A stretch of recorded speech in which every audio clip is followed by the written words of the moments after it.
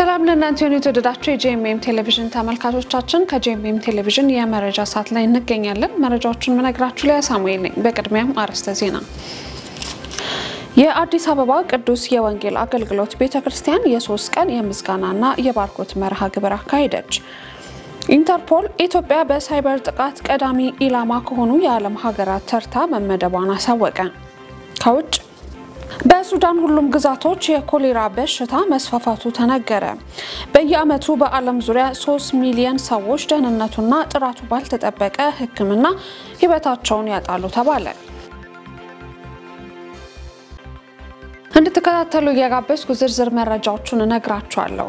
የአዲስ አበባ ቅዱስ የወንጌል አገልግሎት ቤተክርስቲያን የ3 ቀን የምስጋናና የባርኮት መርሃ ግብር አካሄዱ። ለዝርዝሩ ኢየሩሳሌም በአዲስ አበባ ቅዱስ የወንጌል አገልግሎት ቤተክርስቲያን ላለፉት ዓመታት በታላቁ ተልእኮ በወንጌል ላይ ትኩረት በማድረግ በሀገር ውስጥና ከሀገር ውጪ ተልእኮን በመፈጸም ላይ ያለች ቤተክርስቲያን ስትሆን በ2018 ዓመተ ምህረት በመጀመሪያው ወር በምስጋናና በባርኮት ዓመቱን ለመጀመር በማሰብ የ2 ቀን በከተማ ውስጥ የወንጌል ስርጭት በማድረግ ብዙዎች ወንጌልን የሰሙ ሲሆን 37 ሰዎችም ጌታ ኢየሱስን እንደግል አዳኝ አድርገው ተቀብለዋል።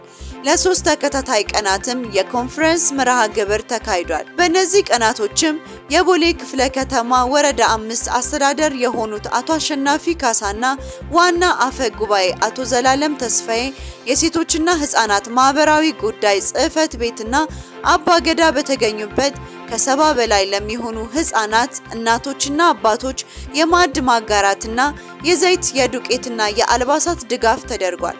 በእነዚህ አገልግሎትም በጸሎትና በሐሳብ አብሮ በመቆም በለንደን የምትገኘው ቤተክርስቲያንና ላይፍ ሴንተር አብረው አገልግለዋል። በመጨረሻም የቤተክርስቲያኒቱ መስራችና ባለራዕይ የሆኑት ነብይ ትዕግስት ንጋቱና ፓስተር ዳዊት ስለነበረው ቆይታና ላገለገሉት የምስጋና መልእክት አስተላልፈዋል። ለእያንዳንዱ ነገር ይሄንን በማዘጋጀት ይሄንን በማድረግ ደግሞ በትጋት ላገለገሉ ሁሉ በእውነት ደግሜ ምስጋናዬን አቀርባለሁ። ይሄ ደግሞ የምስጋናና የባርኮት ቀን የተለያዩ ተጋባዥ አገልጋዮች በለቀቁት ቃል ትውልድ ተፈውሷል። መንፈሳዊ ብርታት ውስጥ ገብተዋል። የጸጋ ቃል ተለቋል። ዳይሬክሽን ሰዎች አግኝተዋል።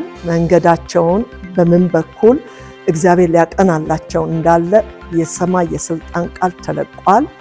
በመገለጥና በትንቢት ድምጽ ደግሞ ለብዙዎች አዲስ ተደርጓል። በዚህም ግልጋሎት ውስጥ ትልቁ ጎል የነፍሳት መዳን ነው። ሰዎች ከድቅድቅ ጨለማ ወደሚደነቅ ብርሃን መጥተው ጌታ ኢየሱስን እንደግል አዳኝ አድርገው ተቀብለዋል። የኢትዮጵያ ሃይማኖት ተቋማት ጉባኤ ለኢፌዴሪ መንግስት ኮሙኒኬሽን አገልግሎት ሚኒስቴር የእውቅናና የምስጋና ስጦታ በረከተ። ባልደረባችን ዳንኤል አንተነህ ዝርዝር መረጃውን ይነግረናል። የኢትዮጵያ ሃይማኖት ተቋማት ጉባኤ ለኢፌዴሪ መንግስት ኮሙኒኬሽን አገልግሎት ሚኒስቴር የእውቅናና የምስጋና ስጦታንም አበርክቷል። የኢትዮጵያ ሃይማኖት ተቋማት ጉባኤ ለኢፌዴሪ መንግስት ኮሙኒኬሽን አገልግሎት ሚኒስቴር በ2017 ዓ.ም ጉባኤው የሰራቸውን የሰላምና ማህበረሰቡን ተጠቃሚ የሚያደርጉ ስራዎችን ለህዝብ በስፋት ተደራሽ የሆኑ ዘንድ የሚዲያ ሽፋን እንዲያገኙ ላበረከተው ሁሉን አቀፍ አገልግሎት የእውቅናና የምስጋና ስጦታም በክብርም አበርክቷል። የኢትዮጵያ ሃይማኖት ተቋማት ጉባኤ ጠቅላይ ጸሐፊ ሊቀ ትጉሃን ቀሲስ ታጋይ ታደለ በመርሃ ግብሩ ላይም ባስተላለፉት መልእክት የኢትዮጵያ ሃይማኖት ተቋማት ጉባኤ ሰላምን በማጽናት ግጭቶችን በመከላከልና በመፍታት እንዲሁም በህብረተሰቡ መካከል ያለውን የአብሮነት መስተጋብርም የሰራቸው ስራዎች ሰፊ የሚዲያ ሽፋን እንዲያገኙ ከማድረግ አንጻርም ሚኒስትሩ የሰጠውን አገልግሎት የላቀ መሆኑን በመግለጽም ለሚኒስትሩና ለአመራሮቹ የላቀ ምስጋናም አቅርበዋል። በቀጣይም የጋራ በሆነው የሰላም ግንባታና ማህበረሰቡን በሚጠቅሙ ጉዳዮች ላይ ይበልጥ በመቀራረብ በትብብር መስራት እንደሚያስፈልግም በመግለጽ ይበልጥ ተቀራርበንና ተቀናጅተን እንስራ ሲሉም ጥሪያቸውንም አቅርበዋል። የኢፌዴሪ መንግስት ኮሙኒኬሽን አገልግሎት ሚኒስትር የሆኑት ክብርት እናት ዓለም መለስ የኮሙኒኬሽን አገልግሎት ሚኒስትር በመንግስትና በህዝቡ መካከል ጤናማና እውነተኛ መረጃ እንዲኖር ማድረግ ኃላፊነቱ መሆኑን በመጠቆም ይህንን ኃላፊነት በተገቢ ሁኔታ ለመወጣት የህዝብ ተቋም ከሆኑ እንደ ኢትዮጵያ ሃይማኖት ተቋማት ጉባኤ ካሉ ተቋማት ጋርም በመተባበር መስራት አስፈላጊ ነው ነው ሲሉም ተናግረዋል። በተለይም እውነተኛ መረጃን ከማሰራጨትና የህዝብን ሰላምና አንድነት ከማረጋገጥ አንጻርም ከኢትዮጵያ ሃይማኖት ተቋማት ጉባኤ ጋር ተቀራርቦ መስራት ውጤታችንን ሊያሳድግልን ይችላል ሲሉም ማብራሪያም ሰጥተዋል። አክለውም ለሚኒስትሩ ለተደረገው የእውቅናና የምስጋና ስጦታ ምስጋናቸውን አቅርበው በቀጣይም የተሻለ ስራ ለመስራት ዝግጁ መሆናቸውንም ገልጸዋል። መረጃው የኢትዮጵያ ሃይማኖት ተቋማት ጉባኤ የህዝብ ግንኙነት መምሪያ ነው።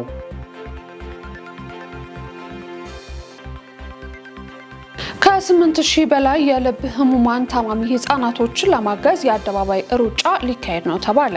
መስከረም 29 የሚከበረውን ዓለም አቀፍ የልብ ቀንን ምክንያት በማድረግ የኢትዮጵያ የልብ ህሙማን ህፃናት መርጃ ማዕከል ደጋግ እጆች ለልጆች በሚል መሪ ቃል ህዳር 30 ቀን 2018 ዓ.ም የሚካሄድ የሩጫ መርሃ ግብር እንዳዘጋጀ አስታውቋል። መርሃ ግብሩ ጠዋት 4 ሰዓት በጥቁር አንበሳ ሆስፒታል ቅጥር ግቢ በሚገኘው ከኢትዮጵያ የልብ ህሙማን ህፃናት መርጃ ማዕከል መነሻውን አድርጎ በሜክሲኮ ለገሃር እንዲሁም በብሔራዊ አድርጎ በኢትዮጵያ የልብ ህሙማን ህፃናት መርጃ የልብ ማዕከል ይጠናቀቃል ተብሏል።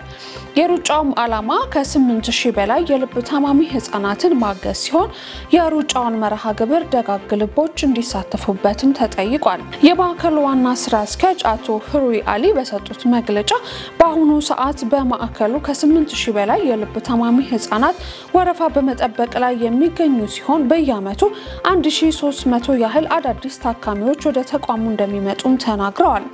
በተጨማሪም 12000 ታካሚዎች በተመላላሽ ክፍል እንደሚስተናገዱና በአመት 650 ታካሚዎች በቀዶ ህክምና እንዲሁም በደም ስር የሚሰጥ የልብ ህክምና አገልግሎት እንደሚሰጥ የተቋሙ ሜዲካል ዳይሬክተር ዶክተር ኤሌዜር ኃይሌ አብራርተዋል። ህዳር 30 ቀን 2018 ዓ.ም በሚደረገው የሩጫ መርሃ ግብር የሚሰበሰበው ገቢም ሙሉ በሙሉ ለኢትዮጵያ የልብ ህሙማን ህፃናት መርጃ ማዕከል እንደሚውልም ተገልጿል። በየዓመቱ በዓለም ዙሪያ 3 ሚሊዮን ሰዎች ደህንነቱና ጥራቱ ባልተጠበቀ ህክምና ህይወታቸውን ያጣሉ ተባለ። የዓለም አቀፍ የህሙማን ደህንነት የግንዛቤ ማስጨበጫ ቀን ለአምስተኛ ጊዜ በላንድማርክ አጠቃላይ ሆስፒታል ተከብሯል። የሆስፒታሉ ዋና ስራ አስኪያጅ ፕሮፌሰር ከበደ ኦሊ እንደተናገሩት በዓለም የጤና ድርጅት ህትመቶች መሰረት በየዓመቱ 3 ሚሊዮን ሰዎች ደህንነቱ ባልተጠበቀና ጥራት በጎደለው ህክምና ምክንያት ህይወታቸውን ያጣሉ ብለዋል።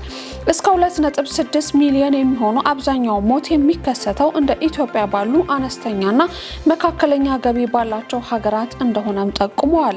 አያይዞም በእነዚህ ሀገራት ከሞት መለስ 134 ሚሊዮን የሚገመቱ ሰዎች የተለያዩ ደረጃዎች ያሏቸው ጉዳቶች እንደሚመዘገብ ፕሮፌሰሩ ገልጸው ከህይወት ማጣት በተጨማሪ ደህንነታቸው ያልተጠበቁ ህክምናዎች የሚያስከትሉት የኢኮኖሚ፣ ማህበራዊ፣ የስነ አእምሮ ጫና ቀላል አይደለም ብለዋል። ዘገባው የዳጉ ጆርናል ነው።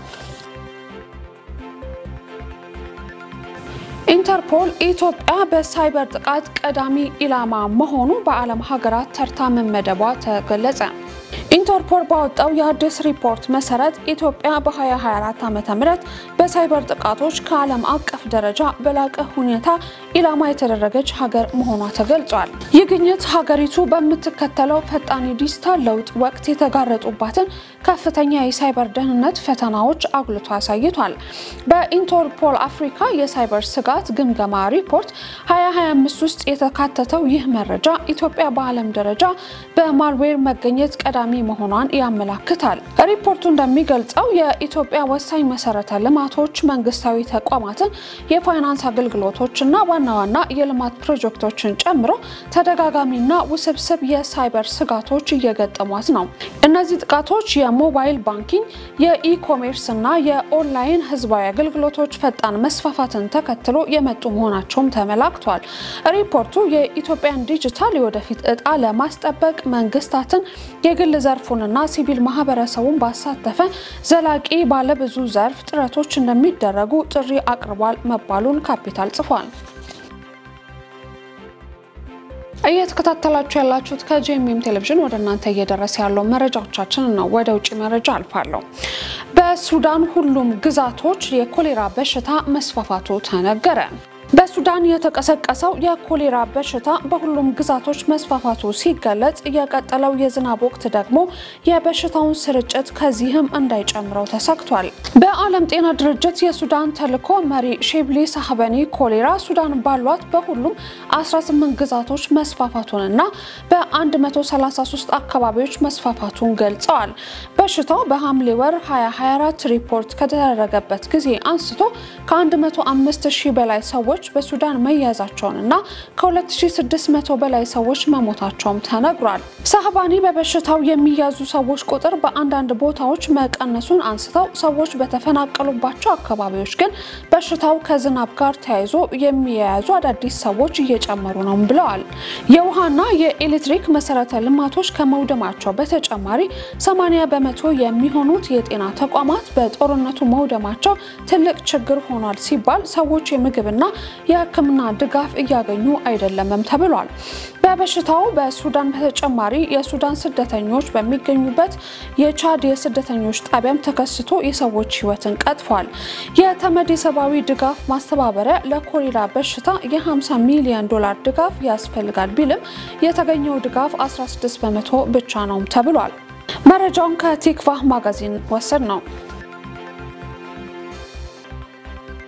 የተባበሩት መንግስታት ድርጅት በኢራን ላይ ድጋሚ ማዕቀብ መጣሉ ታወቀ። ተመድ ማዕቀቡን የጣለው ኢራን የፈረንጆቹን 2015 የኒውክሌር ስምምነት ጥሳለች በሚል ነው ተብሏል። ፈረንሳይ፣ ጀርመን፣ ዩኬ ተመድ በኢራን ላይ ማዕቀብ እንዲጥል ሲወተውቱ ቆይተዋል። ቻይናና ሩሲያ በኢራን ኒውክሌር ጉዳይ ተቃውሞ ቢያቀርቡ ተመድ ውሳኔውን አሳልፏል። ኢራን የኒውክሌር ጦር መሳሪያ ግንባታን አስመልክቶ የሚቀርብባትን ክስ በተደጋጋሚ ውድቅ ማድረጓ ይታወሳል። ከማዕቀብ ውሳኔ በኋላ የቴህራን ባለስልጣን በጉዳዩ ላይ ምላሽ ለመስጠት እየተዘጋጁ መሆናቸውን ስካይ ኒውስ ሆኖ ሮይተርስ አስነብቧል። በቢሊግራም የወንጌል አገልግሎት የተዘጋጀና በቤልጂየም ብራሰልስ በተካሄደ የስብከት ወንጌል ዝግጅት ከ14000 በላይ የሚሆኑ ሰዎች መሳተፋቸው ተነገረ። እግዚአብሔር በጉዞ ላይ ነው በሚል መሪ ቃል በተደረገ በዚህ የስብከት ወንጌል ዝግጅት ሪቨርድ ፍራንክሊን ግርሃም የወንጌል ተስፋ መልእክት ያቀረቡ ሲሆን 620 ወንጌላውያን አብያተ ክርስቲያናት ዝግጅቱን በመደገፍ መሳተፋቸው ታውቋል።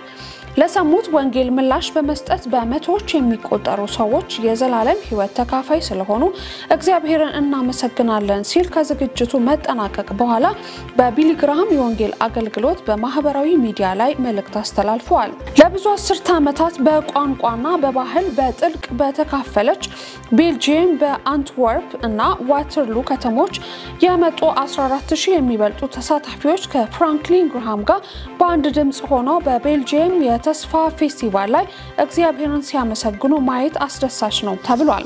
ዝግጅቱ የተካሄደበት አይኤንጂ አደባባይ 8965 መቀመጫዎች ያሉት ቢሆንም የተሳታፊዎች ቁጥር በርካታ በመሆኑ ተጨማሪ 5000 ታዳሚዎች በአቅራቢያው በሚገኙ ሁለት ቦታዎች ላይ በመሰብሰብ ዝግጅቱን በትላልቅ ስክሪኖች በቀጥታ ስርጭት መታደማቸው ተነግሯል። አዘጋጆቹ እንዳሉት የወንጌል አገልግሎቱ ለሁሉም ተሰብሳቢዎች ተደራሽ ለማድረግ በሰባት ቋንቋዎች ማለትም በፈረንሳይኛ፣ ፍሌሚሽ፣ ስሎቮካ፣ ስፓኒሽኛ፣ ፖርቹጋልኛ፣ ፈረንሳይኛ የምልክት ቋንቋና የፍሌሚሽ የምልክት ቋንቋ በቀጥታ ተተርጉሟል ማለታቸውን የዘገበው ዘ ክርስቲያን ፖስት ነው። መረጃዎቹን ከማጠቃለሌ በፊት አርዕስተ ዜናዎቹን ላስታውሳችሁ። የአዲስ አበባ ቅዱስ የወንጌል አገልግሎት ቤተክርስቲያን የ3 ቀን የምስጋናና የባርኮት መርሃ ግብር አካሄደች። ኢንተርፖል ኢትዮጵያ በሳይበር ጥቃት ቀዳሚ ኢላማ ከሆኑ የዓለም ሀገራት ተርታ መመደቧን አሳወቀ። ከውጭ በሱዳን ሁሉም ግዛቶች የኮሌራ በሽታ መስፋፋቱ ተነገረ። በየዓመቱ በዓለም ዙሪያ 3 ሚሊዮን ሰዎች ደህንነቱና ጥራቱ ባልተጠበቀ ሕክምና ህይወታቸውን ያጣሉ ተባለ። ለዛሬ ያዝንላችሁ መረጃዎች እነዚህ ነበሩ። ስለተከታተላችሁ እናመሰግናለን። ወደ እናንተ ያደረስኩት ሊያ ሳሙኤል ነኝ። ሌሎች የጄኤምኤም ቴሌቪዥን ፕሮግራሞች ይቀጥላሉ። መልካም ጊዜ